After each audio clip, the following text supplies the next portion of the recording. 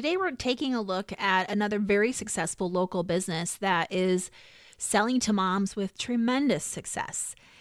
Paul Spring runs a local children's entertainment company that books more than 300 premium events every year in the North Carolina area, specifically in Greensboro, High Point, and Winston-Salem, North Carolina. He had a couple divisions, Birthday Party Rockstar and Rockstar Bubbles, which we'll get into. And these events are highly sought after, highly referred, and highly rebooked with repeat customers, things that all of our brands want. So, we're going to take an inside look at what Paul's doing pretty much all organically to successfully sell to moms in this area of North Carolina and what's keeping them coming back, what he's hearing from them, how he's answering that and responding to it. Paul Spring is a magician, balloon artist, face painter, and entrepreneur who's been performing magic for over 18 years. And the last 3 years, he's grown his small business to manage more than 30 plus face painters and balloon artists to grow his team. In addition to his work as a magician, Paul owns rockstarbubbles.com, a successful foam party business that brings tons of joy and excitement to events. You have to go to his website and look at the videos and images of this. It's incredible. So whether he's performing mind-boggling illusions or creating a sea of foam and bubbles, Paul has been really dedicated to delivering these unforgettable experiences for parents and specifically the mom that book him for their event. Welcome to Marketing with Empathy, the podcast for brands that want to target and engage moms. Moms influence or control 85% of all household purchases, making them a lucrative market to figure out. But many brands struggle to connect with moms through their content. Even if moms aren't your only target, they're an important audience for so many brands. I'm your host, Sarah Panus, and I have more than 20 years of experience working with brands of all sizes, including Sleep Number, SheFit, American Express, Starbucks, LegalZoom, and more. So tune in here for ideas that'll get your products and services into the hands of more moms who need them so your brand can effectively reach more moms and drive sales.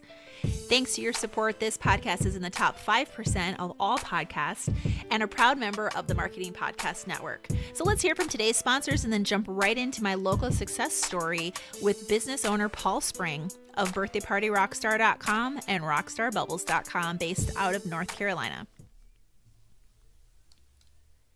All right, Paul, first tell us a little bit about the children's parties and events that your company offers in the Greensboro, North Carolina area.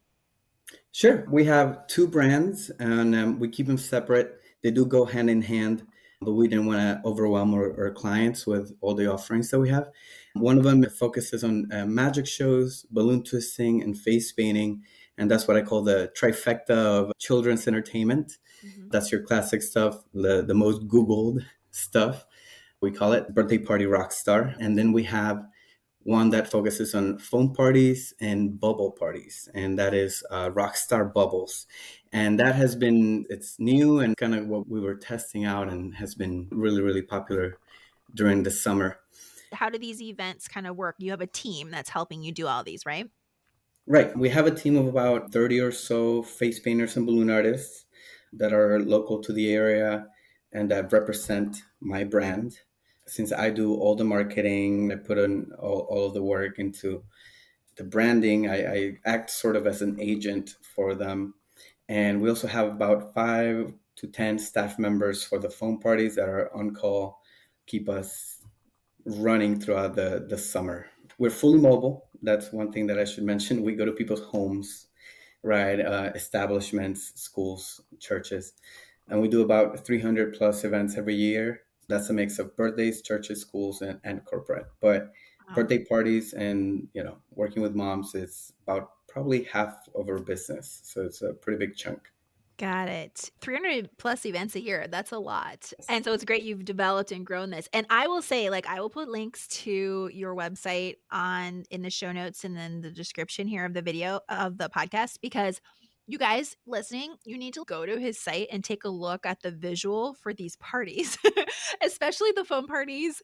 I just thought, "Oh my goodness, it is such an incredible, picture." I can see why so many moms and parents are like, "I want you to create this experience for my kids." Because just imagine the most fun ever. Like, that's how it feels to me for these kids running through walls of foam and bubbles and things like that. It's kinda like my takeaway when I watched it. When you're working with parents to book these parties with you, are you primarily speaking to the moms or dads, would you say? Is it a mix of both, or is it primarily the moms? It's very rare that I speak to dads, and I've been doing this for 18 years plus. Actually, I tell people I don't advertise to dads at all because it's just such a small percentage. Moms are the deciding factor in the house, especially when it comes to parties. Yep, totally makes sense. You've developed this business. Your primary audience of who you speak to is going to be the moms that are booking these parties for their kids. And then you create these experiences for the kids, of course.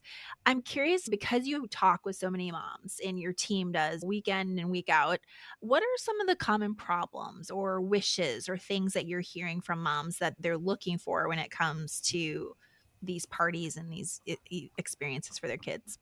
Yeah, I think they're looking for a professional service. When it comes to their kids, moms really value the experience, right?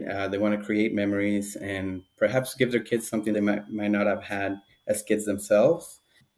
I'm, for example, like one of the most expensive children's entertainers in the area, Hmm. but more and more I go to parties and I see them spending thousands in decorations and food and, everything else. We all want to be good parents. I have kids myself.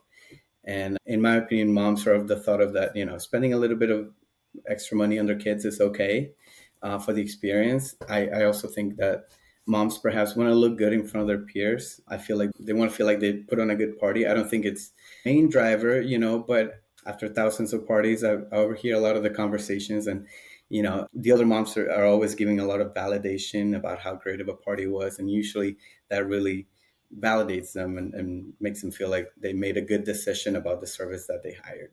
Yeah, and what mom doesn't wanna be told that she's doing a good job because we're constantly feeling like we aren't with Yes. so many other Yes. things, so it's like, "Yay, like, check, mom, you did a great job, you're like the hero of the day, you've created a great Exactly. experience, you're seeing Yeah. your kids smile, you've found the right solution that works for you," so I can totally see that making a Yeah. lot of sense. And what is it about, your brand, do you think that like you said, you're not the cheapest offering by any means, what is it about what you do you think that is continuing to drive so much business for you and really resonating and connecting with these moms? Yeah. I think when it comes to at least my line of work, they're worried about the simplest thing, which is people not showing up. A lot of entertainers do not carry themselves as professionals. They don't have a brand. They're a weekend warrior, right? Yeah. And nothing wrong with that. They can be amazing entertainers, but they don't have the credentials online to show that they are going to show up. They don't have the reviews or the social credibility to be able to capture those clients. So moms are their biggest worry. You have someone canceling because it happens a lot. We get calls Mm. about people that maybe they charge half the price that we do, but obviously they're not invested in it. Anything Yeah. else comes up, they go elsewhere. They're worried about losing the money that they've paid. A lot of times they do put a deposit down, and that is something that I do recommend everybody does. So I put their worries to rest with flexible rescheduling as well, because weather is an issue that could come up, or illness, right? Their kid gets sick, they can't have a birthday party. So I have flexible rescheduling. They can reschedule up to any date in the future if they want to. I'm available to them as well if they need to call me at any moment. They can speak to me. First thing you open my website, my face is there. Whether it's me showing up or not, they know who they're talking to and who they're dealing with. Mhm. And that's a really good distinction when you're thinking about reaching moms, thinking about the scenarios that they may be going through, and to your point, flexible scheduling. I think it's a great example. Like, what if your kid gets sick? Things happen, right? What are the different scenarios? And the idea that you've thought that through, and it's not like, well, tough luck, you're out of everything. No, you're gonna make it right and be able to still make them this mom hero, is what I'm gonna call it, making these parties for their kids. So it's good to think about all those scenarios of how at every step of the journey with your products and services is like, how can it be very mom friendly? So I love that example specifically, Paul. I think that's really smart. Yeah, I think you want to relate to moms as much as you can. I like to humanize myself as much as possible. I'm not perfect. I do have a professional company, and I will run my business as a professional, but I am also a person, and I'm on a first name basis with all my clients. Some people might disagree with that, but I don't like to go through the problem of calling someone Miss or Mrs. Yeah. So I just call her Sarah. So I'm on a first name basis. I also have for my business, text messaging is an option. They can text me because a lot of moms are on the go. Some of them might not be too much into email, so a quick text message.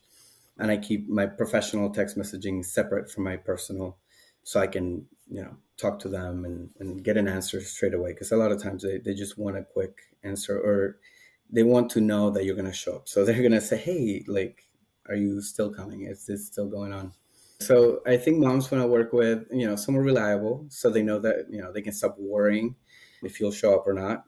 They want to work with someone professional, so they know it's a guaranteed good experience.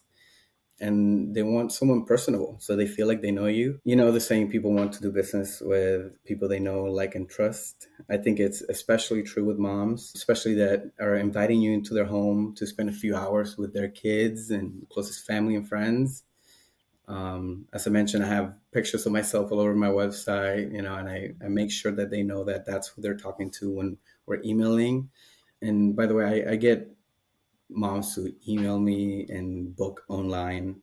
So I am the sooner I can humanize myself and make a connection with them and make sure that they know they're not talking to an automated robot, the better. But I do all my booking online. A lot of people want to talk to moms on the phone, and I'm against that because I can't keep it all organized. But as soon as I can, I talk to them, make sure that they know they're talking to me and I'm the guy in the pictures, Yep. and I'll take care of you. And I know you were telling me before that word of mouth is your number one business driver. You don't do really a ton of advertising, right? You said moms will refer you to like 4 or 5 other clients, which really is the ultimate compliment. So, congratulations. You've given us some great examples of your process and what you do to create that connection. And that paired with an excellent product, which is these parties and the experiences that you're offering. So, they go hand in hand. Anything else that you're doing to create this brand love for your business that would be good to share for others listening? So I would say word of mouth is probably more like 50-50. Moms do recommend me a lot to others, and they love recommending products and services to other moms. On Facebook groups, I get tagged a lot, but I would say they're avid Google users too. Mhm. So, having a great website with pictures, tons of reviews, clear messaging, that can't be disregarded. As I mentioned, I do have professional logos, marketing materials, and more recently, I got my van fully wrapped, very colorful and loud, so nobody will miss me. I think I want that repetition so people see me as the clear choice, a professional in what I do. When they look at my business, they're going to say, okay, this is it. Yeah. We have over 100 reviews compared to, 10, 15 here and there for other entertainers in the area. You want them to know that they're working with a reputable company. I do Mhm. hear Google reviews where either a deciding factor or at least something that they noticed many times. I do ask at the party every time, how'd you hear about us? Although they probably answer that already on our booking form, but I want to hear from them what made them decide. And a lot of times they say, wow, you do have a lot of great reviews, and I let them know I would love another one as well. Is there a point in the journey with your customers where you're asking them for that review? Oh yeah, they get an automated email after every party.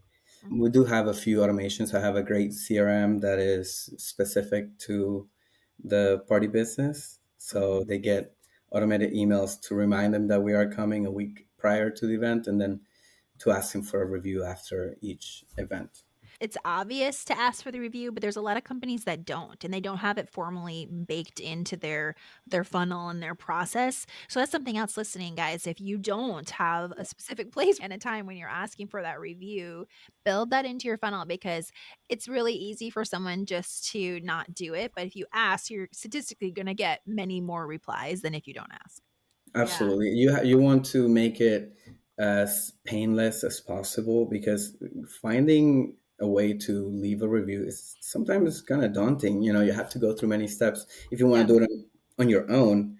But if you give them the link, you put it in front of them and make it into a quick thing, that they're more willing to do that. Yep, Yeah. definitely. Okay, that's great. Thank you so much for those insights.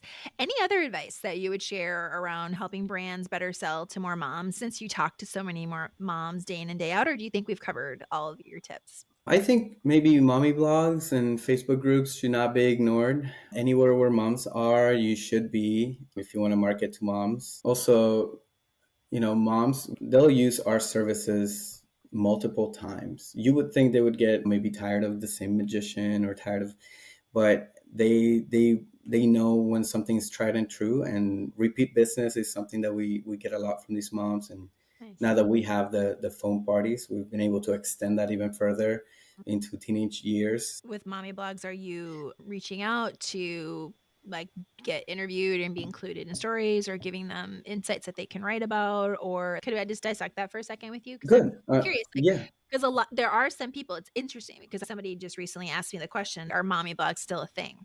And Oh so yeah. you're bringing up mommy blogs and it's working, it's helping. It's one lever that helps you. Like what tell us more about what you do with mommy bloggers.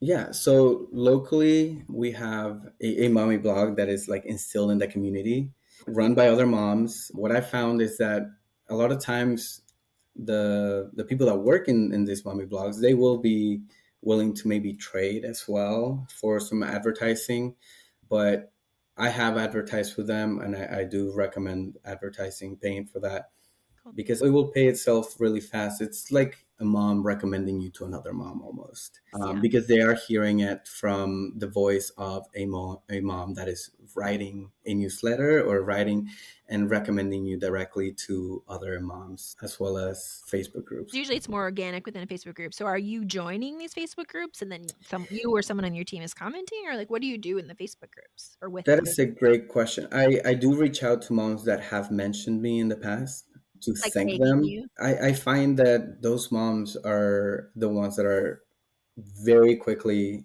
posting my business out there and commenting. And I feel like they become like a super fan or like a champion for you, someone that wants to see you succeed because they're invested in your story because you've been to their home multiple times. You've done a great job for them and their friends. And that's where my own personal brand comes in.